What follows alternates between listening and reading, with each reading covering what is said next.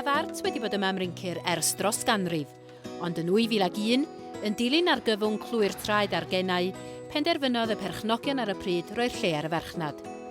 Blwyddyn y ddiweddarach, fe gafodd y Mart ei brynu gan griw o ffermwyr a 2 arwerthwr lleol, John Hugh Hughes a John Lloyd Williams. Ddoth y cyfle i brynu'r Mart a o leipyn o bris, a dda ni'n digon o foes i fentro'n hunan, a diolch i'r drefn, mi oedd y ffermwyr yr ardal, hel cronfa, a mi fydd ta 240 o bobl fuddsoddi yn y Mart, ynghlwm efo ni, a dyna lle gychwynnodd bod dim.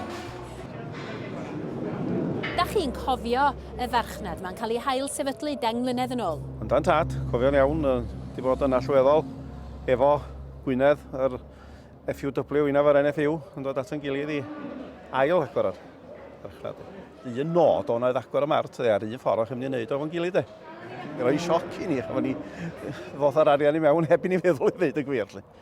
Brwdfrydedd, rei pobl yn siar yn 500 o bunna, rhoi 2,000-3,000 pobl yn rhoi i mewn am bod yn lleol. Llys ar bobl yna di mynd i werthu stoc o'n i bai bod Bryncir yn ail agor? Do, gellall ar wws, neu geirwan sy'n rhan. A hynny'n bell wrth gwrs i rai bell iawn, pobl? yndi. Old o gyn rai, chi'n byd i cario nhw chweith, mond tractor, dyma fo tractor, de. Dyn os nag o gynnwch chi fart lleol, os eich chi brynu peiriant newydd, trelar newydd.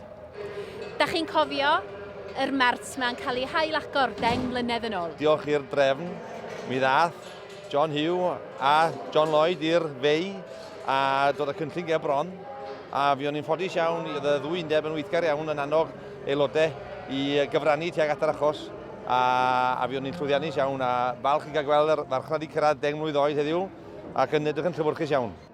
Da ni'n dod â bob dim yma, oherwydd mae o'n agos, bydda i'm hanner awr na dwi yma, de. Dyn di'r stoc yn trafeilio yn y trailer yn hyn, ydy. Diwrnod trawladwy bydd ar ei lle gau, ac ar ôl ffwtio mawrth, rydyn nhw'n meddwl lle yn ail agor. Oedd dda gweld ti'n ail agor, a mae wedi mynd o nerth i nerth ers hynny. A gwertheg yn mynd o yma i bob man trwy'r wlad, yn dangos safon y gwertheg sydd yma. Falch iawn o'i llwyddiant, so maen nhw'n gwneud gwaith da iawn ac yn cael peth o stoc o'r wlad yma, dwi'n siŵr. Da chi mewn lle cyfleus iawn fan hyn, reit ar ochr y ffordd fawr?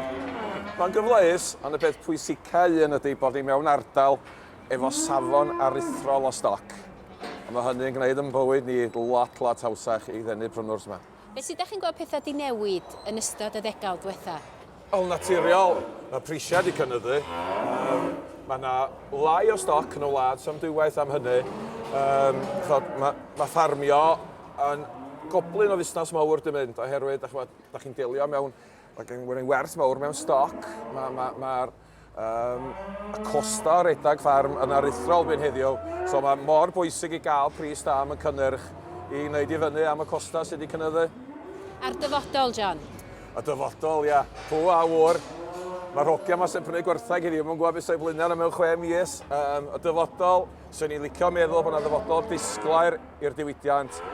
A bod yna gyfle i lot o hogia ifanc dod i mewn i'r diwydiant. Mwyn dathlu'r degawd yma ym Mryncir, mae yna sioe arbennig o wartheg stor yn cael ei chynnal. Y safon di bod yn dda iawn yma. Oedd y cydweirniad fi David a finna yn rhyw deimlo rhaid ni bod reit wyliadwrus beth o'n ni'n neud, achos stor ydi hon heddiw. Be oedd yn mynd i ddyn ni fel o'n mynd i wneud y pris, un o'r prisiau gorau hefyd. Marchnad Bryncir, da chi wedi bod yn dod yma ers blynyddoedd? Yn dwff, mae siŵr pen reitia 15 oed. Argal, faint o flynyddoedd yn ôl di hynny? O, rhyw 2-4 blynedd. Ydych chi? Ac yn falch bod y farchnad i ail agor yn 2002? O, yndi, sicr fydd eisiau yma'n gweithio yn Mart Bryncir.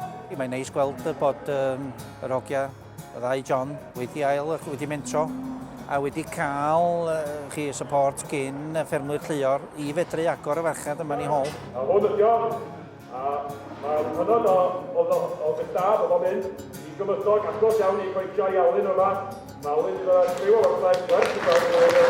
Ac yn cipio'r brif wobr, Robert Alun Elias, fferm Hendrec Hennin Isaf, Gardol Benmaen.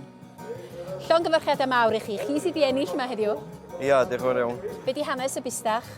Wedi brynu yn Bryncir yma yn mis Hydref, a wedyn di mynd o wadra, wedi bisgu o fyny, a wedyn di ddod o'n ôl i yma gan bod i'n 10 mlynedd ar y farchnad. 23 mis dio. British Blue? Belgian Blue? Ie, British Blue, ie. Pris da wan, a fyddwch chi'n hapus? Byddaf, diw, byddaf.